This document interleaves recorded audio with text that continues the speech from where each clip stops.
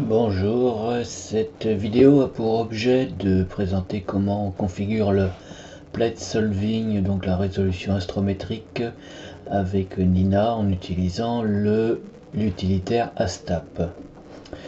Alors ASTAP, on va le chercher dans ce site, il suffit de faire ASTAP Astro sur Google et on tombe dessus sans problème. Alors c'est important d'aller chercher les versions récentes, hein, ça évolue assez rapidement, les versions récentes corrigent des bugs. Donc voilà. Une fois qu'on a installé la première version, enfin le logiciel de base, il faut installer la base de données des étoiles. Il y a deux types de bases de données, la H17 et la H18. H17, comme on voit ici, c'est limité à un champ de tout petit, environ tout ce qui est entre 1 degré et 10 degrés de champ, et H18 c'est pour un champ plus petit. Bon, après qui peut le plus peut le moins, le fichier H18 est deux fois plus gros que le H17, mais bon voilà, on choisit ce qu'on veut. Donc une fois qu'on a installé donc le H18 ou le H17, hein, c'est un exec qu'il faut absolument qu'on installe après par contre avoir installé la STAP installer. On va dans Nina pour ça. Donc voilà, on ouvre Nina et on va, c'est très simple. Alors oui, non, pardon, avant de faire ça, on va vérifier que ASTAP fonctionne tout seul dans son coin sans Nina. Donc on lance l'exécutable instable ASTAP qui s'est mis sur le bureau. Là pour l'instant il n'y a rien. On ouvre un fichier brut qu'on aura, une photo qu'on aura prise, n'importe quelle photo, n'importe quelle image brute.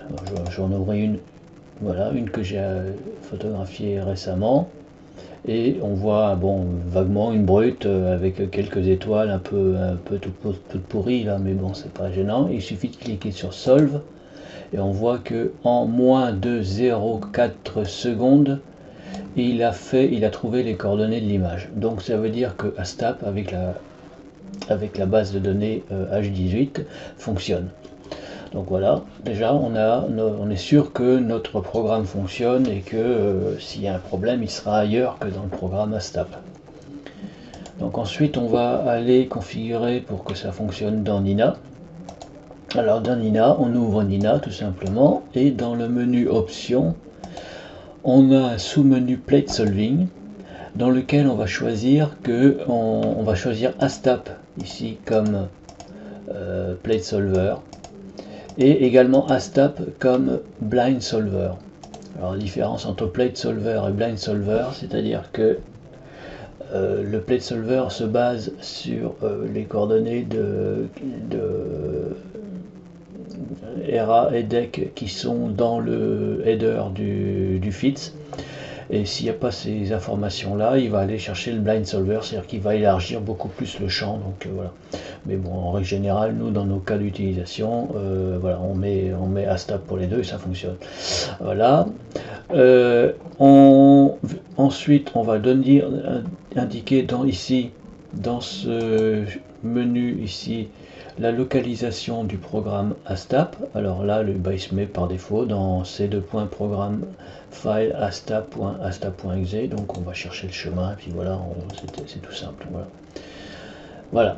Ensuite, une chose qui est intéressante quand on veut faire du plate solving avec Nina, c'est de lui dire quelles sont les conditions de prise de vue pour lequel on va lui demander de faire la résolution astrométrique. Alors par défaut, on peut lui mettre par exemple faire une mesure de 5 secondes ou sur le filtre, bon là je n'ai pas de programmé, mais bon le filtre courant ou le filtre luminance, et puis ici lui donner un gain de caméra sur lequel il va mettre du film, il va faire sa résolution astrométrique. Donc, voilà. On met ce qu'on veut en fonction de l'ouverture de son optique. Donc moi on peut mettre 1000 par exemple au hasard. Voilà, donc là il est configuré, donc ça, la prochaine fois que Nina va prendre une photo pour faire de la résolution astrométrique, il va se baser sur cet ensemble de paramètres. Ensuite on va vérifier que Astap fonctionne bien dans Nina, c'est-à-dire qu'on va aller dans le menu framing et on va lui demander de faire la résolution d'une image qu'on va aller charger. Donc pour cela, alors par défaut quand on ouvre ce framing, ce menu framing, on est dans ce menu là. On est ça permet d'aller sélectionner les champs qu'on veut imager, voilà. Ça, je pense que j'en ai déjà parlé, mais c'est pas le but de cette vidéo.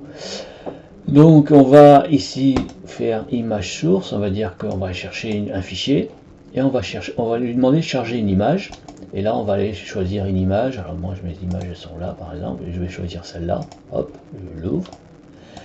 Automatiquement il va lancer Astap, ça c'est transparent, et voilà. Et voilà, il nous demande si on lui répond yes, et là voilà, il a trouvé les coordonnées de l'image ici. On voit que il a, si on zoome ici, on voit qu'il a trouvé un objet UGC 7727 avec un autre plus petit ici, voilà. Donc tu vois, avec une image assez pauvre en étoiles, et ben, il se débrouille très très bien pour trouver la résolution astrométrique. Donc on a les coordonnées de l'image, il indique également l'angle de l'image, voilà. Enfin, voilà. Et ensuite, pour que Nina lance le télescope sur cette cible exactement, ben, il suffit de faire Slew on Center.